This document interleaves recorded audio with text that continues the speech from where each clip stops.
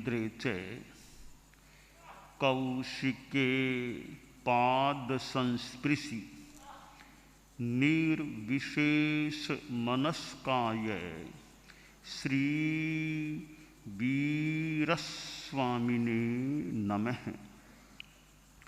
भगवती सूत्र में बताया गया है, से किम तम सज्जाए सज्जाए पंचविहे पन्नत्ते तंजहा वायणा परिपुच्छना परियट्टना अणुपेहा धम्मकहा शेतम सज्जाई।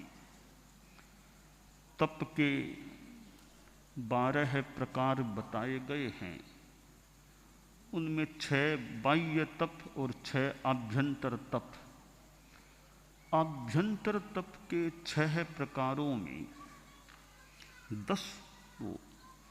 12 में से 10वां प्रकार और 6 में से चौथा प्रकार स्वाध्याय है। कि स्वाध्याय क्या होता है? हम शब्द पर मीमांसा करें, ध्यान दें, तो यह शब्द कैसे स्वाध्याय कैसे कैसे बन सकता है? हम संधि विच्छेद करें तो एक रूप यह बन सकता है, स्व अध्याय इति स्वाध्याय। अपना अध्ययन करना, यह स्वाध्याय है। दूसरे रूप में शब्द को तोड़ें तो सु आ अध्याय, अच्छी तरह चारों ओर से सर्वांगीणतया अध्ययन करना स्वाध्याय है। शब्द को अनेक रूपों में संधि विच्छेद के द्वारा और समास के द्वारा समझा जा सकता है।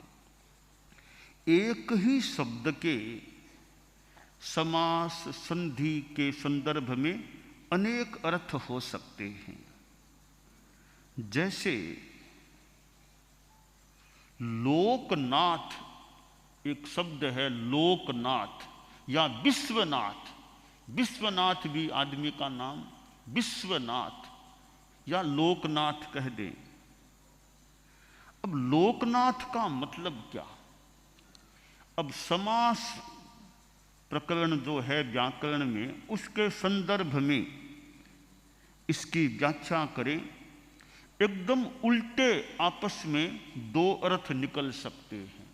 लोकनाथ, 2 उल्टे अर्थ एक दूसरे से बन सकते हैं। कैसे? कि एक समास प्रकरण में तत्पुरुष समास आता है, एक बहुव्रीहि समास आता है। तो तत्पुरुष समास से व्याख्या करें तो लोकस्य नाथ है इति लोकनाथ है। जो दुनिया का नाथ है, दुनिया का मालिक है, वह लोकनाथ होता है। एक समास है बहुव्रीहि समास, उसकी दृष्टि से व्याख्या करें तो लोकः अस्ति नाथो यस्य स लोकनाथ है। लोक, दुनिया जिसकी नाथ है वो लोकनाथ हो जाता है। तो ये शब्द के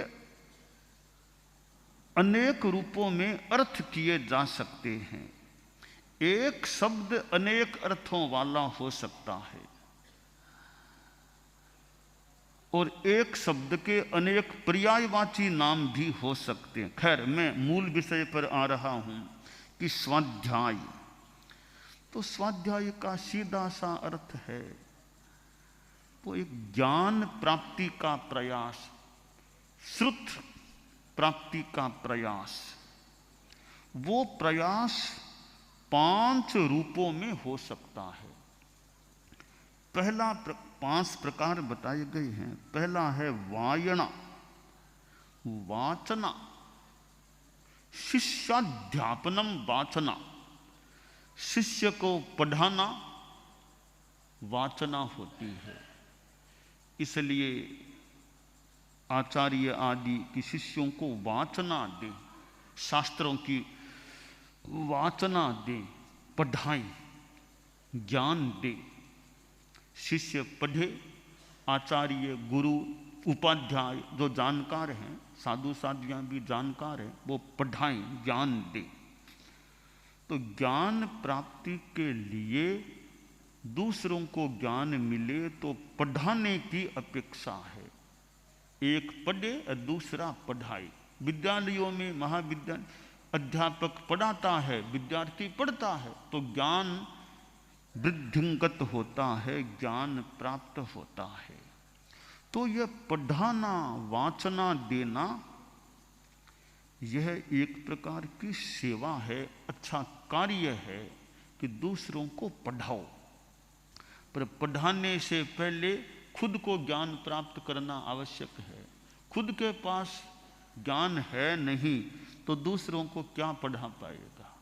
तो पढ़ाने से पहले खुद को ज्ञानी बनने का प्रयास करना चाहिए, अथवा स्वतः सा ही कुछ ज्ञान हो जाए, ज्ञान होना चाहिए। परम पूज्य आचार्य श्री तुलसी वे पढ़ाते भी थे। कितने साधु साधियों को, कितनों को उन्होंने पढ़ाया होगा, ज्ञान दान दिया। तो यह पढ़ाना है, इससे खुद का ज्ञान भी पुष्ट हो सकता है, मजबूत हो सकता है। तो खुद ज्ञान प्राप्त करे। गुरुदेव तुलसी ने कितना ज्ञान कंठस्थ किया था, हजारों हजारों गाथा प्रमाण ज्ञान उन्होंने संभवतः कंठस्थ किया था। कालुगणी का सान्निध्य था, कितना ज्ञान कंठस्थ किया, कितने ग्रंथ उन्होंने याद किए होंगे। और फिर वे दूसरों को भी पढ़ाते थे। आचार्य श्री महाप्रज्ञ जी खुद ने कितना अध्ययन किया होगा, कितनों को उन्होंने पढ़ाया है। संस्कृत के ग्रंथ क्या, प्राकृत के क्या, कितने न्याय दर्शन और कितने ग्रंथ उन्होंने पढ़ाए हैं। हम लोग आचार्य श्री कई बार गुरुदेव तुलसी के सान्निध्य में महाप्रज्ञ जी प्रवर विराजते, हम लोग विद्यार्थी रूप में बैठते, महाप्रज्ञ जी प्रवर यों पढ़ाते, गुरुदेव तुलसी का सान्निध्य भी रहता, यों वो वाचन का क्रम चलता। कितने ग्रंथ यों यानी आगम आदि जो भी पढ़े गए हैं, आगम पढ़े गए हो सकते हैं। तो यह वाचना, यह पढ़ाना और शिष्य विद्यार्थी पढ़े, यह स्वाध्याय का पहला प्रकार है वाचना। दूसरा है परिपुच्छना, प्रतिप्रच्छन, प्रश्न करना। ज्ञान प्राप्त करने के लिए अगर विद्यार्थी में प्रश्न करने की वृत्ति हो, पूछे, तो ज्ञान और क्लियर हो सकता है, स्पष्ट हो सकता है। विद्यार्थी पूछे नहीं, या तो वो इतना सब कुछ समझ गया कि पूछने की अपेक्षा नहीं, तब तो ठीक है, वरना पूछने की आदत नहीं है, बस सुन लिया, पूरी बात समझ में आई नहीं, जिज्ञासा की नहीं, पूछा नहीं, तो ज्ञान अनक्लियर, अस्पष्ट रह सकता है। इसलिए स्वाध्याय का दूसरा अंग है कि प्रश्न करो, पूछो, जिज्ञासा करो। पृच्छकेन सदा भाग्यम, आदमी को पूछने वाला रहो, पूछते रहो, पूछते रहो, पूछते पूछते कभी मोक्ष तक पहुंच जाओगे। तो पूछो, जिज्ञासा करो।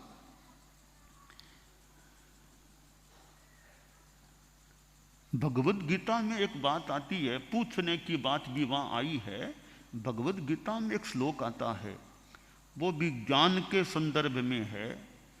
तद विद्धि प्रणिपातेन परिप्रश्नेन सेवया उपदेक्षन्ति ते ज्ञानम ज्ञानिनस्तत्वदर्शिनः। गीता में वो आया है कि प्राप्त करना है ज्ञान, तो कैसे करो कि प्रणिपात, पहले तो गुरु को प्रणाम करो, गुरु को नमस्कार करो। सबसे पहली बात है कि तुम्हें गुरु से ज्ञान लेना है तो प्रणिपात, प्रणाम करो गुरु को। दूसरी बात, प्रश्न करो गुरु से, पूछो। तीसरी बात कि गुरु की सेवा करो, तो तुम्हें ज्ञान प्राप्त हो जाएगा।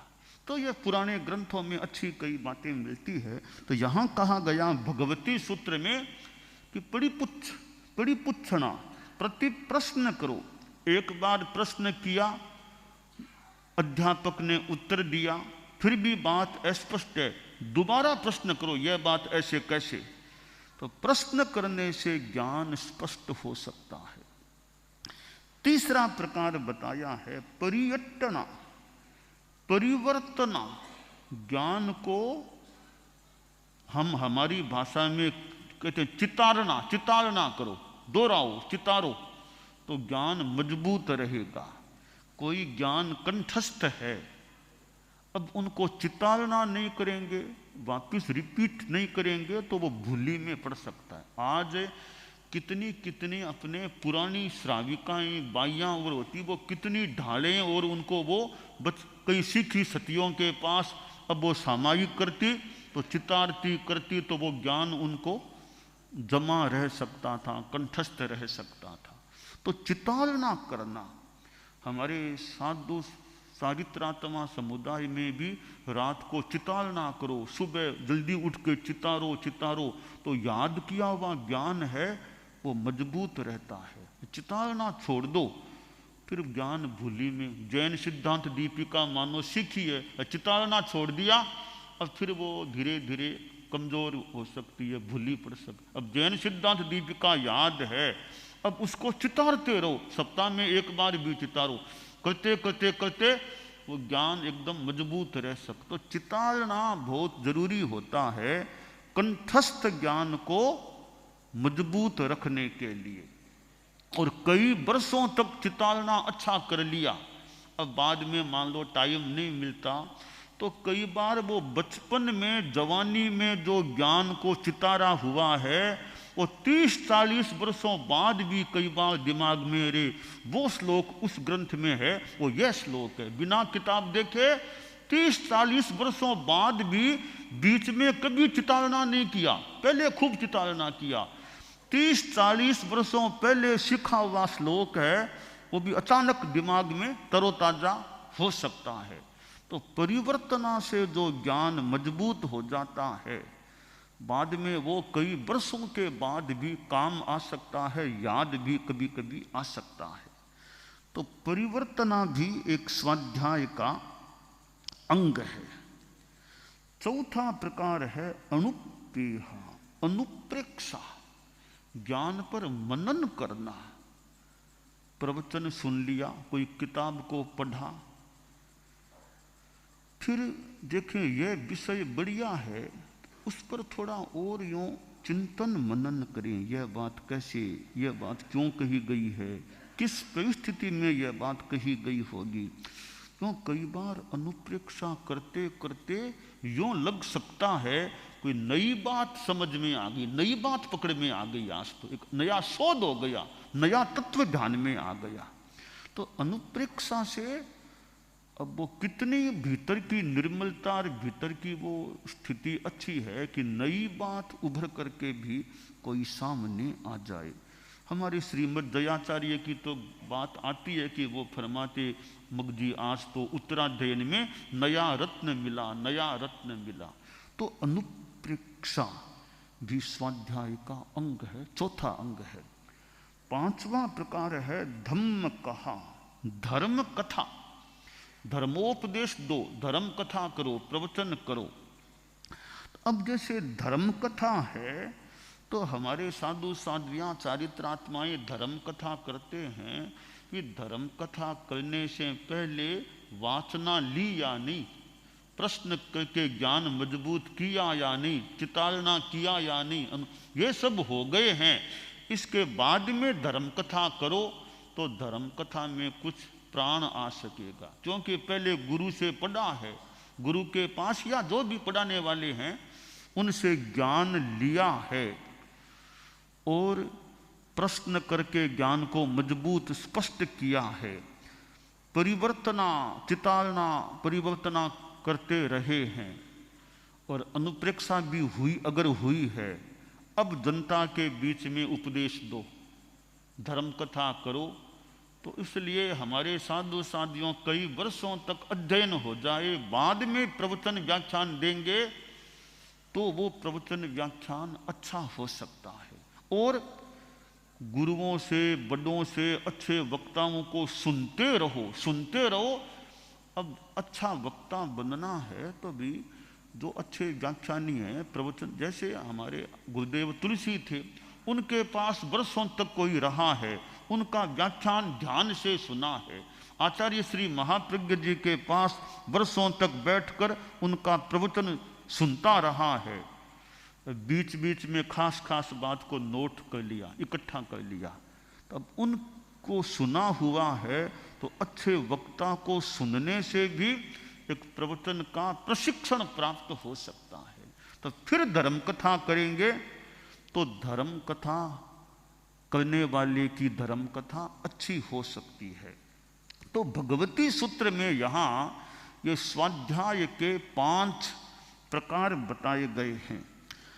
आज तो ये पुस्तकों की इतनी सुविधा हो गई है, एक जमाने में तो इतनी पुस्तकों की वो सुविधा नहीं भी रही हो, आज इतनी सुविधा है कि आज तो खुद भी पढ़ते रहो, सेल्फ स्टडी भी करो, पढ़ते रहो।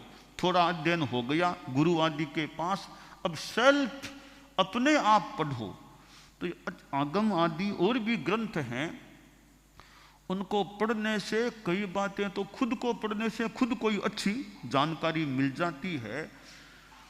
जहाँ कहीं बात अस्पष्ट हो वो कभी संतों आदि के पास उनसे पूछ ले, जो विषय के जानकार हैं, तो वो ज्ञान शंकाएं और काफ़ी स्पष्ट हो सकती हैं, उत्तर भी मिल सकता है।